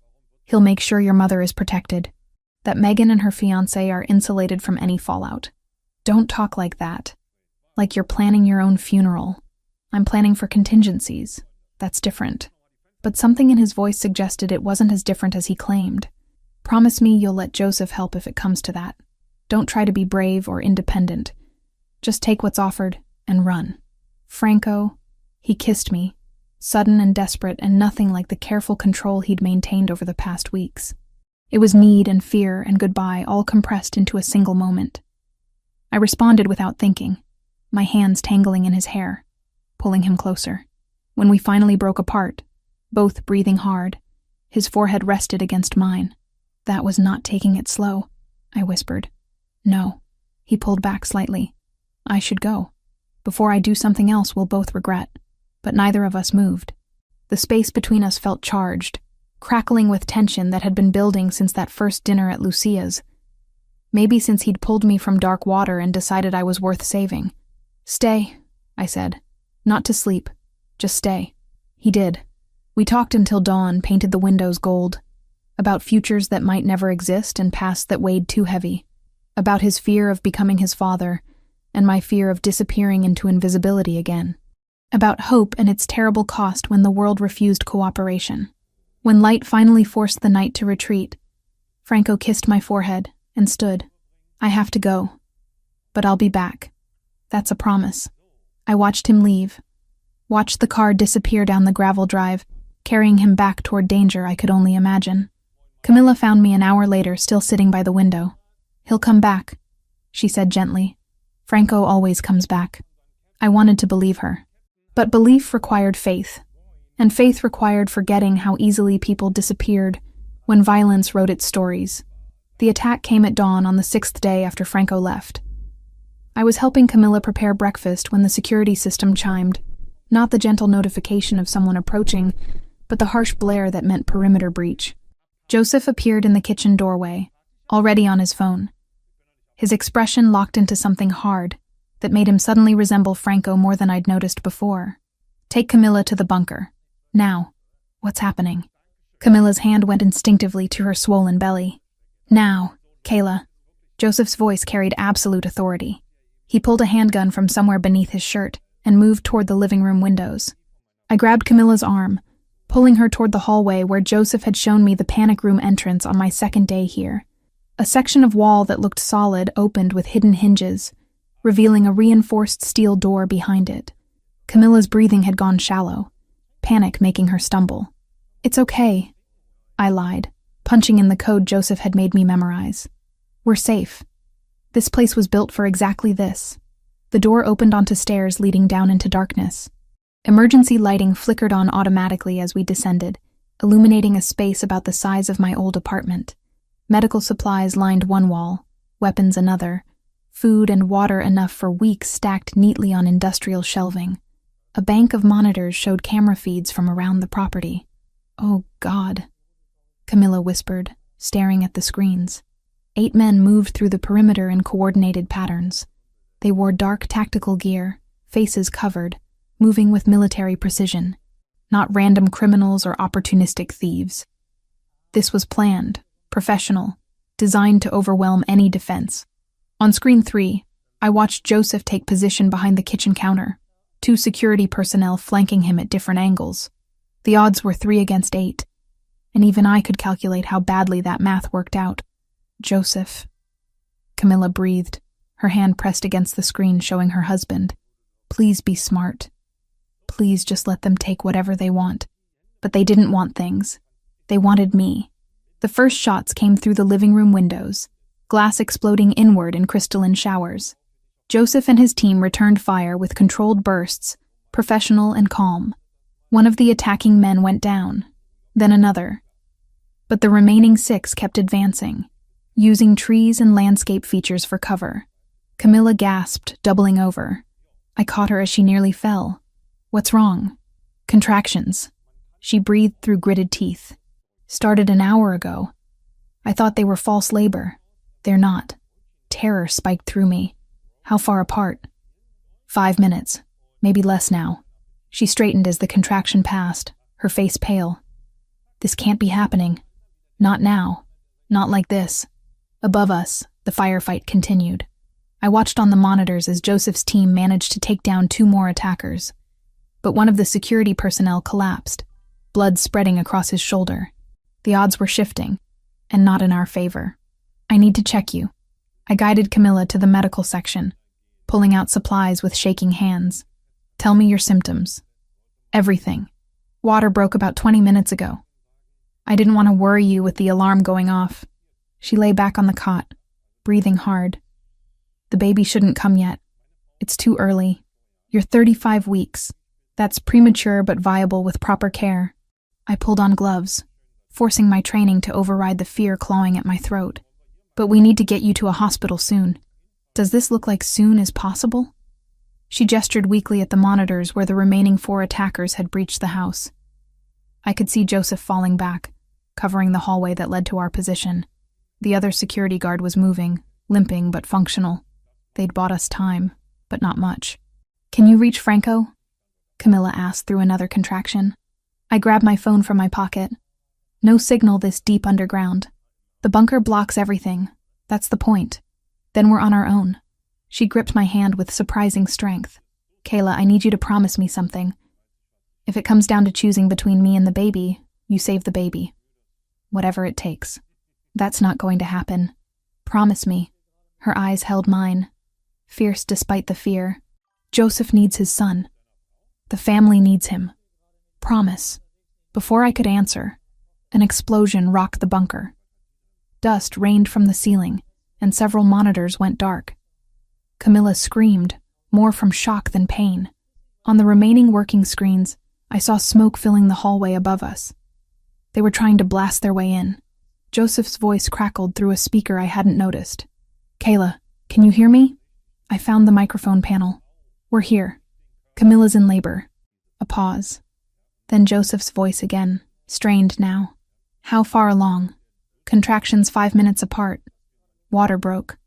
This baby's coming whether we want it to or not. Reinforcements are 15 minutes out. Franco's on his way. Can you keep her stable until then?" I looked at Camilla, her face contorted with another contraction. "I'll do everything I can." "Good. Because I'm about to seal the upper entrance. They're not getting through that door. I promise you." The speaker cut off. On the monitors, I watched Joseph and the remaining guard drag something heavy across the hallway. Seconds later, another explosion. This one muffled by whatever they'd positioned as a barrier. "Kayla." Camilla's voice pulled my attention back. "I need to push." "Not yet. It's too soon. You're not fully dilated." "I don't care what I am. This baby is coming now." I checked her again, my heart sinking at what I found. She was right. 8 centimeters and progressing fast. The stress, the adrenaline, the sheer terror of the situation had accelerated everything. Okay. I positioned her as best I could on the narrow cot, pulling out towels and clamps and everything else I might need from the medical supplies. "We're doing this, you and me. But you have to listen to everything I say." For the next 20 minutes, nothing existed except Camilla's breathing and my instructions, and the primal work of bringing life into a world actively trying to take it. Above us, the sounds of combat faded to occasional thuds and muffled shouts. I couldn't spare attention for the monitors or worry about Joseph or wonder if Franco would arrive in time. All that mattered was the baby crowning, then emerging in a rush of fluid and blood and the most beautiful sound I'd ever heard. A cry, thin but strong, announcing his arrival with indignant fury. "It's a boy," I said unnecessarily, tears streaming down my face as I cleared his airways and clamped the cord with trembling hands. "Camilla, you have a son." She reached for him with shaking arms, and I placed the tiny, squalling infant against her chest. He was small, maybe 5 pounds, covered in vernix and blood and absolutely perfect. His lungs worked, his limbs moved, his eyes opened to show dark pupils searching for his mother's face.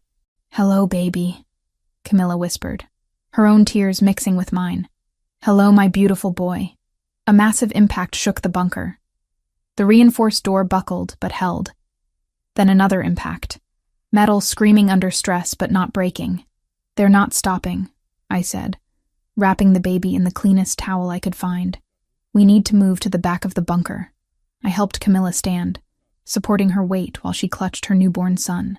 We retreated to the farthest corner, behind the shelving units, making ourselves as small as possible. I found a handgun in the weapons cabinet, checked that it was loaded even though I'd never fired one in my life. If they got through that door, I'd figure it out. The impact stopped. Silence stretched, broken only by the baby's whimpering and Camilla's labored breathing. On the one working monitor, I could see only smoke and darkness. Then the speaker crackled again. "Kayla, it's Franco. Open the door." Relief flooded through me so intensely my knees buckled. "How do I know it's really you?" "Because I'm the idiot who pulled you out of a hurricane and changed both our lives forever. Now open this door before I tear it off its hinges." I stumbled to the control panel, punching in the release code with shaking fingers. The locks disengaged with heavy clicks. The door swung open to reveal Franco, covered in blood that might have been his or someone else's, flanked by a dozen armed men in tactical gear. His eyes found me first, scanning for injury, then moved to Camilla holding her newborn in the corner. "Is everyone okay?" "The baby came early. Camilla needs a hospital. Joseph is alive. Injured but alive." Franco moved into the bunker, and despite everything, despite the blood and violence and chaos, his hand was gentle when it touched my face. "You did well. You kept them safe. I delivered a baby in a bunker while people tried to kill us. I don't think well covers it." "No." He pulled me against his chest, and I could feel his heart hammering beneath the tactical vest. "Extraordinary. That's the word." Paramedics arrived minutes later, swarming the bunker with stretchers and equipment. They took Camilla and her son first. Then Joseph, who'd been shot twice but had somehow stayed conscious and fighting until Franco's reinforcements arrived. Of the 8 attackers, 5 were dead, 3 captured and already being interrogated somewhere I didn't want to know about. Franco wouldn't let me go, even when the paramedics wanted to check me for injuries, even when police arrived to take statements. His hand stayed locked around mine like letting go meant losing me forever. "It's over," he said, as dawn broke over the property, painting the destruction in shades of gold. "They made their move, and they failed. Now we finish this." I looked at the bullet holes in the house walls, the blood-staining gravel, the broken windows and scorched wood. Looked at the man beside me who'd orchestrated violence to protect what he'd claimed as his. What happens now? Now you stay alive. Now that baby grows up safe. Now we make sure nothing like this ever happens again. He turned to face me fully. And now you decide if you can live with what it takes to make that promise real. The choice stretched before me, clear and terrible and somehow inevitable. Walk away from this world of blood and bullets, or stay and accept that safety always came with a cost. I looked at the bunker entrance where Camilla had given birth in darkness while war raged above. Thought about the tiny life that had entered the world screaming defiance at death itself. "I already decided," I told Franco. "The moment I promised to keep them safe. I'm staying." His expression held relief and regret in equal measure. "You shouldn't have to." "Maybe not, but here we are anyway." Key West at sunset looked like something from a postcard. All golden light and turquoise water and buildings painted in colors that would look garish anywhere else but somehow worked here. Franco had chosen the location carefully. Neutral territory where none of the major players held absolute control, where agreements made had to be honored because violating them meant losing access to one of the few spaces where business could happen without immediate bloodshed. The resort was small, exclusive, the kind of place that catered to people who valued discretion over ostentation. We'd arrived 2 hours early, giving Franco's security team time to sweep the entire property. I watched from our suite window as they moved through gardens and checked rooftops, invisible to casual observers but unmistakable to anyone looking for them. "You don't have to come to the meeting," Franco said, adjusting his tie in the mirror. He'd dressed carefully for this. Suit charcoal gray, shirt white, everything calculated to project power without aggression. "You can stay here where it's safe. We've established that nowhere is actually safe." I turned from the window. "Besides, you said my presence matters, that it shows you have something to lose beyond territory and profit." "It does, but that makes you a vulnerability they'll notice and potentially exploit. Then they'll exploit it. But I'm coming anyway." I'd chosen my own outfit with equal care. A wine-colored dress that Joseph's wife Camilla had helped me select before we left. Professional but not corporate. Elegant but not flashy. The kind of thing that said I belonged without demanding attention. Franco studied me for a long moment, then nodded. "Stay close. If anything feels wrong, you leave immediately. No arguments, no heroics. You run." Agreed. The meeting took place in a private dining room overlooking the water. Franco and I arrived first, along with 2 of his security team who positioned themselves at strategic points. Within 10 minutes, representatives from the Cartel del Golfo filtered in. 3 men in expensive suits who carried themselves with the confidence of people used to being feared. They greeted Franco with careful respect, acknowledging me with brief nods that assessed and catalogued without lingering. The final group to arrive was from the O'Sullivan family, the Irish organization that controlled Jacksonville's port operations. 2 men, one older with silver hair and sharp blue eyes, the other younger but carrying the same watchful intensity. They shook Franco's hand with the ease of people who'd done business before, though I noticed neither side relaxed their guard. "Gentlemen," Franco began once everyone was seated, "thank you for coming. We're here because the Cartel de Sinaloa has forced a situation that affects all of our interests. Their attempt to seize control of Miami's port operations through violence threatens the stability we've all worked to maintain." The older O'Sullivan, who'd introduced himself as Patrick, leaned back in his chair. "We heard about the attack on your cousin's property. Casualties on both sides, I'm told. 8 of theirs, 2 of mine injured.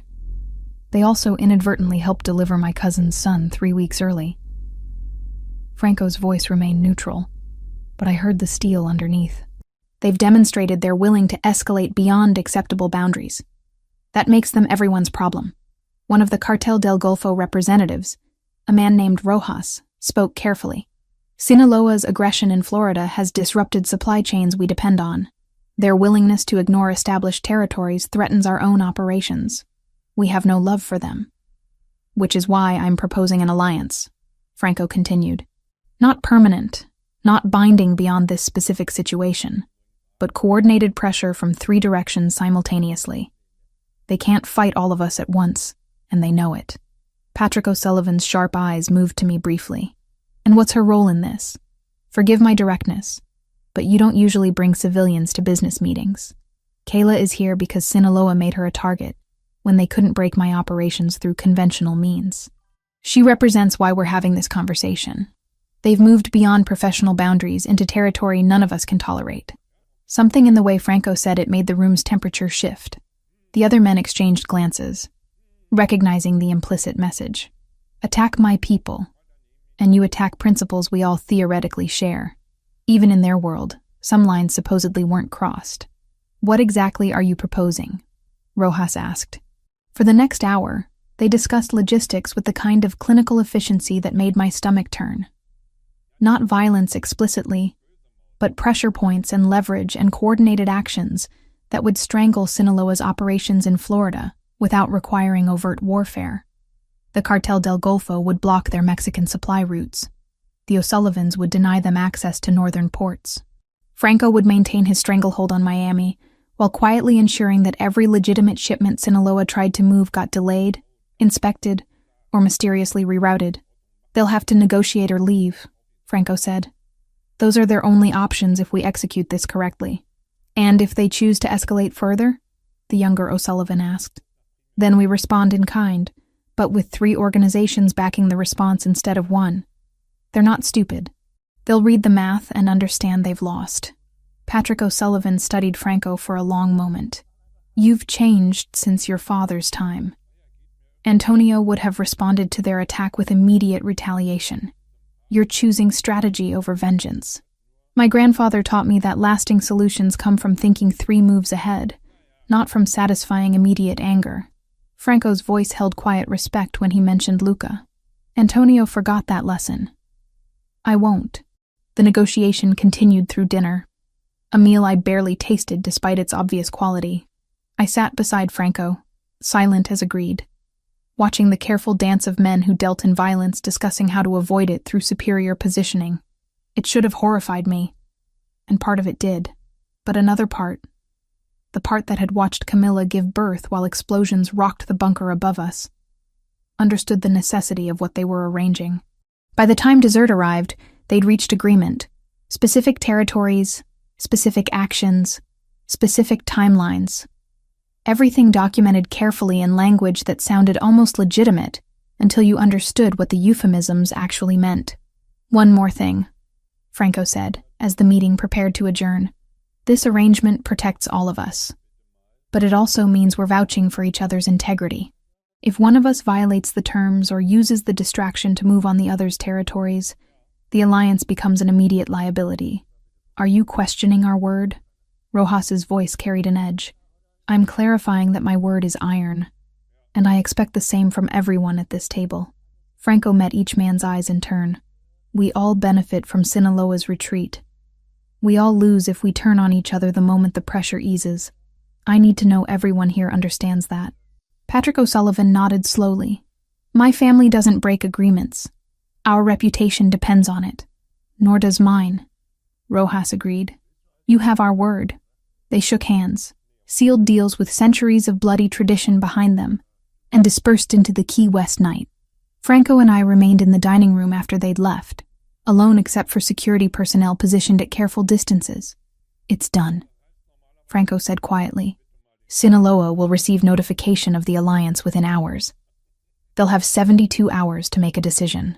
And if they choose violence, then we end this permanently. But they won't. They're businessmen underneath everything else. They'll negotiate terms for withdrawal that let them save face, and everyone moves on with minimal casualties. He turned to face me. You did well tonight. Staying quiet. Observing.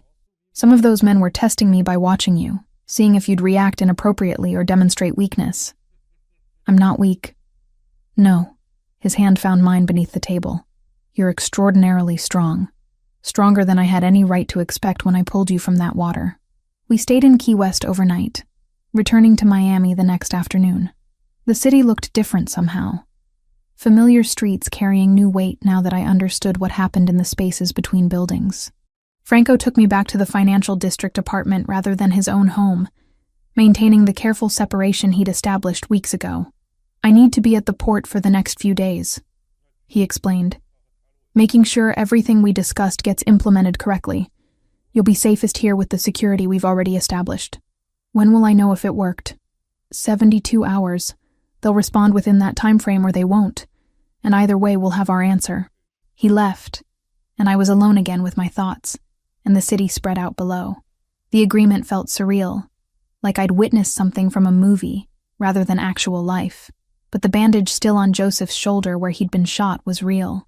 The tiny baby fighting in the NICU, born 3 weeks early because violence had forced his entrance into the world, was real. All of it real. All of it the cost of being connected to Franco Versiani. Megan called that evening, the first time we'd spoken in almost 2 weeks. Jake told me some things, she said carefully. About what happened at the property. About the baby. Are you okay? Physically, yes. Otherwise, I'm not sure. Do you want to leave? Because Jake said he could arrange something. Get you somewhere safe. Somewhere away from all this. The offer hung between us. Genuine and tempting, and ultimately impossible. I can't leave now. Not after everything that's happened. Not when it's almost over. Almost over isn't the same as over.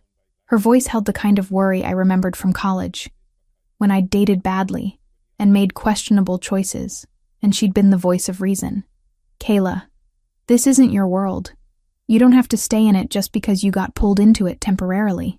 What if it's not temporary anymore? What if I chose this? A long silence. Then I hope you know what you're choosing, and I hope he's worth it. After we hung up, I stood at the window watching lights flicker on across the city. Somewhere out there, messages were being delivered, pressure being applied, the machinery of Franco's coalition grinding into motion. In 72 hours, I'd know if I'd bet my future on the right man, or if everything would collapse under the weight of violence neither of us could fully control. But for tonight, in this expensive cage that no longer felt quite so confining, I chose to believe that sometimes impossible things worked out, that sometimes falling into dark water led to finding something worth drowning for. The city glittered below, indifferent to the wars fought in its shadows, and I made my peace with becoming part of those shadows, at least until the dawn. 6 months after falling from Franco's yacht into hurricane waters, I stood in the neonatal intensive care unit, watching Joseph and Camilla's son sleep peacefully in his mother's arms. He'd spent 5 weeks here after his dramatic entrance into the world, but now weighed a healthy 7 pounds and was finally going home. Thank you, Camilla said for the dozenth time since I'd arrived, for everything you did that day.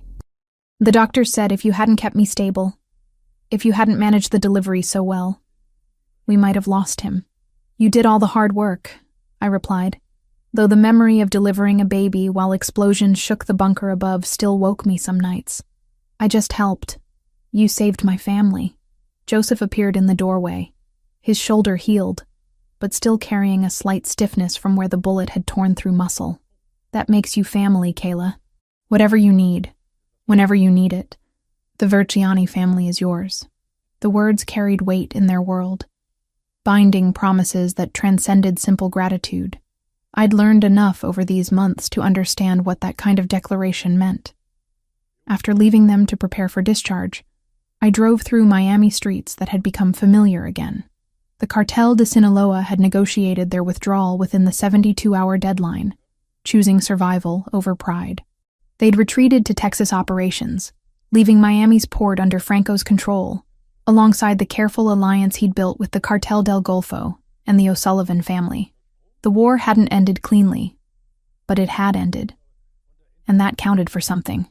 I'd returned to work at Miami General 2 months ago, initially just part-time shifts while I rebuilt stamina and confidence. My colleagues asked careful questions about my medical leave, and I gave carefully vague answers about a concussion and complications from an accident. Most seemed to accept it. A few clearly suspected more, but knew better than to push. The apartment in the financial district sat empty now. I'd moved into a place of my own last month, nothing as luxurious but mine in ways that mattered. Franco had tried to argue that I should stay somewhere with better security, but I'd held firm. If I was building a life that belonged to me, it needed to start with space that was truly mine. My mother in Oregon didn't know the details of what had happened in Miami. She just heard my voice grow steadier every time we spoke. For the first time since my father's diagnosis, the bills hanging over her life didn't feel like a noose I had to outrun with overtime. Megan's wedding had happened 3 weeks ago, a beautiful ceremony where I'd stood as maid of honor and watched my best friend marry Jake, despite his connections to Franco's world. She'd made her choice, just as I'd made mine. We understood each other better now. Two women who'd chosen complicated men and accepted the costs that came with those choices. My phone buzzed with a text from Franco. Dinner tonight? Your place or neutral territory? We'd been navigating this carefully, rebuilding our relationship outside the pressure cooker of immediate danger. Some days it worked. Some days the weight of what we'd been through made normal conversation impossible. But we kept trying, kept choosing each other despite how much easier it would be to walk away. My place, I texted back. 7 o'clock. Bring wine. The evening air carried hints of autumn when Franco arrived exactly at 7, bottle of wine in hand, and that careful control still evident in every movement. But when I opened the door, his expression softened into something that looked almost like peace. Your place is nice, he said, looking around my modest apartment with its secondhand furniture and walls I'd painted myself. It suits you better than the financial district. It's mine. That makes it perfect. I took the wine and gestured toward the kitchen where I'd been attempting to cook something that wasn't hospital cafeteria food or expensive restaurant meals. I hope you like pasta. It's pretty much all I know how to make. I love pasta. He loosened his tie, becoming marginally less the dangerous businessman, and more just a man who looked tired. Joseph told me you visited today. Baby's finally going home. Camilla looks happy. She is. They both are. He accepted the wine glass I poured and settled onto my thrift store couch. They also told me what Joseph said to you. About being family. He was being generous. He was being accurate. Franco's dark eyes held mine. You're part of this now, Kayla. Not because you were forced into it, but because you chose it. Chose us. That means something in our world. Does it mean I get a vote in family business decisions? I asked, only half joking. It means your voice matters when it should. That you're protected not as a courtesy but as a right. That the resources of the Vertiani family are yours if you need them. He paused. It also means you're held to certain expectations. Loyalty. Discretion. Understanding that some things can't be discussed even with people you trust. I sat beside him, close, but not touching. I know. I've been living that reality for months now. And you're still here. I'm still here, I confirmed. Though some days I'm not sure if that's brave or stupid. Both, probably. His hand found mine, fingers lacing together with familiar ease. I never wanted this for you. Never wanted to drag you into my world and watch you have to adapt to its darkness. You didn't drag me. I fell, remember? You just happened to catch me. I squeezed his hand. And for what it's worth, I'm glad you did. Even with everything that came after.